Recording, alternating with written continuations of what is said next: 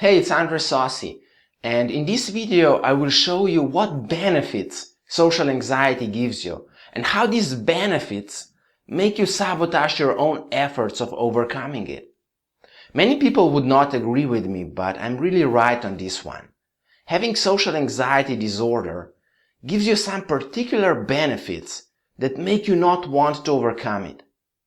Usually people who suffer from social anxiety say that it gives them no benefits. They say that it only makes them hurt because it keeps them away from living their lives, It prevents them from forming new friendships and relationships. And it prevents them from having a meaningful job. And in a way they are right, social anxiety really does that to you. But if you look closer at this problem, you can see that these are actually the benefits that you're receiving for having your social anxiety. Now, how can not having a meaningful and well-paid job be a benefit? How can having no friends be beneficial? How can having no one special in your life be a benefit? Well, let me explain this a little bit better. You have your social anxiety for a reason. You have it because it protects you from getting hurt. It protects you from getting embarrassed, rejected, judged and looked down upon, ridiculed and heartbroken. Your social anxiety doesn't want you to get hurt in any shape or form. It's just your survival mechanism being in overdrive. Instead of just warning you about life-threatening situations, your survival mechanism also warns you about social situations because it perceives them as dangerous. Your subconscious believes that these situations are dangerous for your well-being, and that's why you have your anxiety. You have it because it protects you. And this is the benefit that it gives you, The benefit is in you not getting emotionally hurt. That's why not having friends is beneficial to you right now.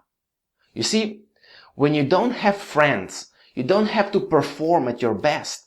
You don't have to impress them. You don't have to make them laugh. And you don't have to work on strengthening these relationships. You don't have to spend your time on your friends. And this, of course, gives you freedom to do something else. It gives you a lot of free time. But most importantly, your social phobia protects you from getting rejected by people that you like. It protects you from getting rejected by your friends.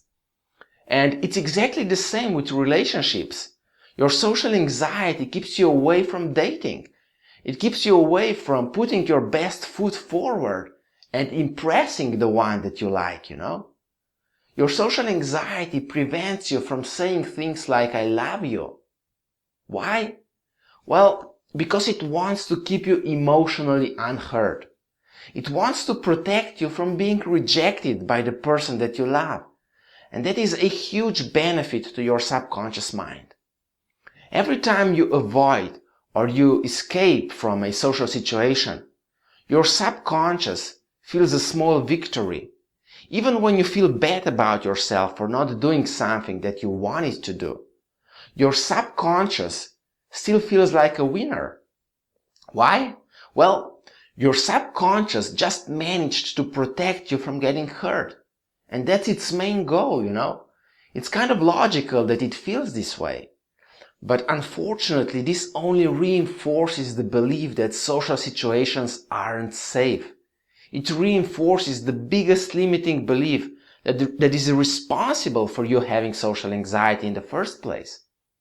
You see, if your subconscious mind believed that social events aren't dangerous, it wouldn't have to fire the fight-flight-freeze response that actually manifests itself in the form of social anxiety symptoms. As long as your subconscious sees the benefits in avoidant behavior, it won't let go of your social anxiety.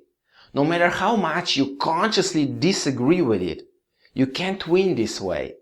You can't overcome social anxiety disorder with your willpower alone, because your subconscious is much too strong and the benefits that it gets are just too important. That's why exposure therapy rarely works. In fact, it can even be detrimental. You see, When you go out there with a purpose to challenge your social fears, you basically expose yourself to danger. At least that's what your subconscious mind believes. And consequently, your survival mechanism kicks in and fires the fight, flight, freeze response, that warns you about the danger. And this makes your anxiety go through the roof. Now you only have two options. You can either stay in that situation or you can flee. And staying in this situation is hard and sometimes almost impossible because your subconscious desperately wants you to remove yourself from that situation. Obviously, our conscious mind isn't strong enough to fight this force. You can muster enough willpower to do it once or twice, but you can't do it all the time. You just can't pump yourself up to expose yourself to social situations every day without experiencing one bad event that throws you back at square one. Unfortunately, this makes your anxiety even worse because you've just got a confirmation that you can't do it. Your self-esteem gets another bruise, and this gets it even harder to gather enough willpower to continue your fight against social anxiety. The only way to successfully overcome social anxiety is to stop resisting it in the first place. Stop fighting your subconscious because you can't win this war. You got to get your subconscious to peacefully agree with your conscious mind that being socially confident is good for you. And you need it to agree that social situations are perfectly safe. But how do you achieve that? How do you get your subconscious to actually agree? Well, most people who suffer from social anxiety disorder have certain limiting beliefs that actually need to be addressed and neutralized. They need to be challenged and reframed in a proper way. Now, on my journey to overcoming social anxiety, I had discovered that EFT and reframing work best. The process is simple, but it requires you to identify all your limiting beliefs that make you socially anxious. So, it's a process that takes some time, I'm not talking years here, Depending on how severe your social anxiety is. You can even do it in a month, But you got to be proactive because it won't happen by itself, since your subconscious is perfectly fine and satisfied with having this great survival mechanism called social anxiety. Now, if you'd like to know more on how to overcome social anxiety, you might want to subscribe to my free weekly newsletter, where you will get even more details on how to do it.